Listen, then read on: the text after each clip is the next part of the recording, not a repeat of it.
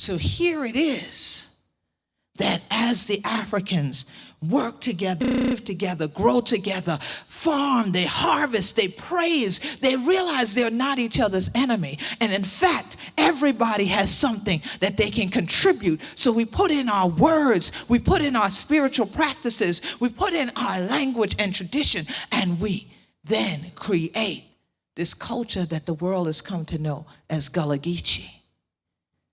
Out of it evolves a language called Gullah. But the bridge back to Gullah's people trying to speak to English speakers was, as some linguists would call it, a bridge language, a pidgin, or even a dialect of the Gullah language is Geechee.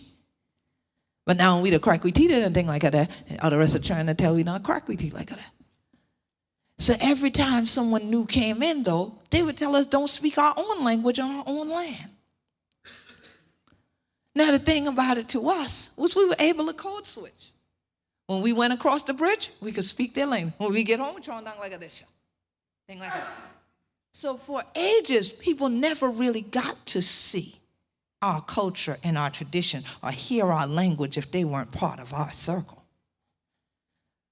But as a result of that, the world didn't know we existed. So then laws could be put in place that started to displace our people from the land that they'd been on from 1670. So now in the 1970s, we're now faced with what is going to happen, because from the 1950s, these people started coming in that wanted to say, "For," and that seemed to be the only language they knew. They knew that, and they knew how to clear cut every tree that had been there, which we didn't understand since we live in a hurricane zone. And what we really didn't understand was, why is it that now when we get to this place that we used to drive right through, there's now a gate. And they tell you, excuse me, you can't come in. What do you mean I can't come in? I got to pull sweetgrass from back there, and then I go in to check on the graveyard over yonder. No, you don't live here, so you can't. What do you mean I don't live here? I've been here all my life.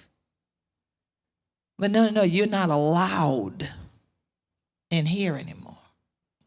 I'm not allowed in a place that my family has been from generation to generation. My great-great-granddaddy, them house used to be back in there by the graveyard. What y'all do to them?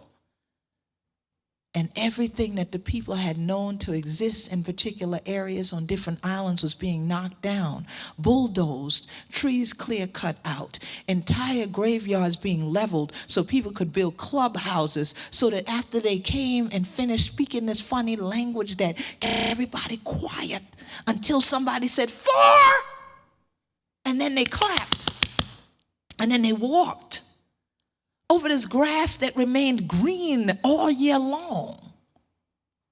But now we couldn't get in. Why not? Again, no one ever talked to us, never asked us, what's sacred about that land? What do you do over there? Who is buried here? Where are the family members? They never asked us. They never asked us why it was that in every photograph they'd seen before they came and visited the island, everybody was dressed in this house dress. They never asked us how come when they got to where we were, people were actually walking around with shoes on and not barefoot like they've seen in every movie that had ever been produced about our area. They never asked us, what did our songs mean? Why is it that when a group of us get together, they suddenly hear this sound? They would just say, "Oh, that sounds so interesting." Some would say, when they had to read a Crack-we-Teed and thing, I don't understand them, but they sound so melodic when they speak. And others would say, they need to stop it. Well, we felt like they needed to stop it. Stop blocking people from coming in to the villages that had been there right before their eyes, bringing this thing that I call destruction meant, but calling it development. We thought that they needed to stop overlooking the fact that our elders and our ancestors' blood, sweat, and tears was in this land. That baby's placenta was in this land. From when the midwives, who would tie their heads in white and would put on their white aprons, would come when somebody said, "Hey, Gally, come in now. He come in." And the family would be out on them same piazzas and porches all around that circle, waiting to hear, is it a boy or a girl? And when the baby came, sometimes the mama did it, sometimes the daddy did it, sometimes the midwife would take that placenta and carry it there and bury it where all the other ones had been buried. Kept the family tied to the land, kept the culture going. But now with all that had transpired from 1670 to 1970, here it is that even in 1999, I could go to the United Nations and begin to talk about my culture and my people and crack my teeth like this, even though they would tell me don't crack your teeth like that. They went on the guanyona because them people now stand tall, you not do that up on that floor there. Do them in the major language. I've been advised to only speak in a major language. Do not speak in Gullah when you get to the United Nations. No one does that on the floor of that international body, but I did it anyway. And when I did it, the room became silent. A room that had been noisy all week long suddenly became silent after they finished turning the knobs that were no longer speaking in French or Spanish or German or Russian or anything, and they could hear, look here, on the enemy, and they're like, what? Huh? Hold it? Ah! In every language of the world, I suddenly heard what? And then I heard a language we all know. Shh. Because everyone wanted to lean in and see if they could understand. And when I started speaking English again, the interpreters sitting above us all in a circle then picked back up as best they could from the pre-written speech and started to translate again the remainder of what I said. But now, in that little bit of time, I was able to bring the whole world into my circle and let them listen who's talking. Same way we did at home, upon that porch, upon that piazza, in that family compound. Get everybody together. And sure, we crack we teeth with one another and things like that, but you have to let one person finish cracking teeth first, and then on to pick up from there, and then you go on, and then you go on, and the same way we do it the spiritual and things like that. On might lead them, then the next person over there go and lead, then this one you're going to lead, then this one you're going to lead, and things like that, and go all the way around, and by the time finish, everybody done 20 pieces. But by the time everybody's done, we all have something we all are part of that we all can hold on to.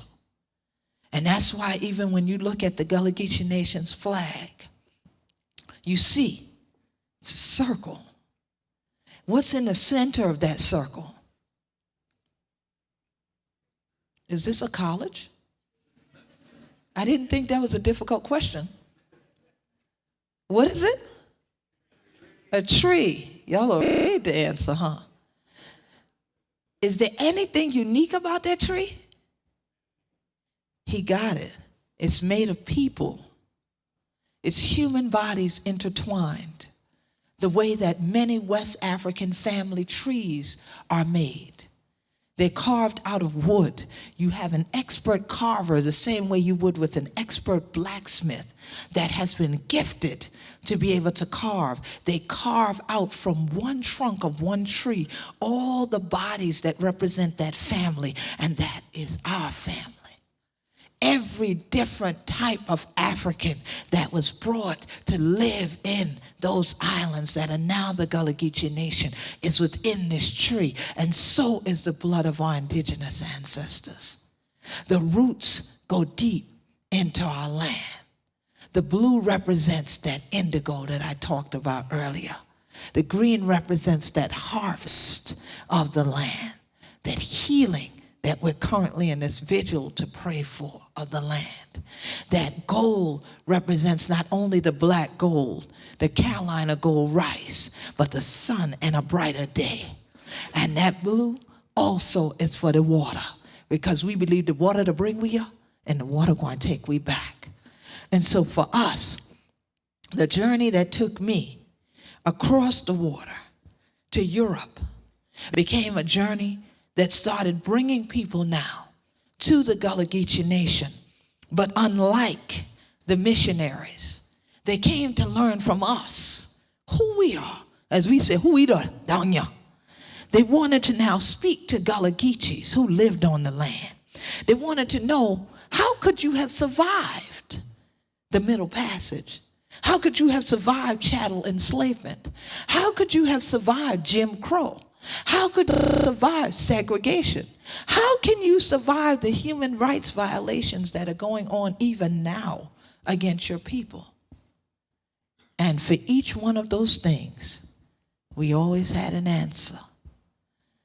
We be Gullah Geechee anointed people, because we feel that there has to be a special blessing that allowed us to survive and be sane, no less, and able to fully articulate any which way we want. Crack, we didn't do them. If we want to like this, or if we want to speak to you this way, that we can articulate to you who we are.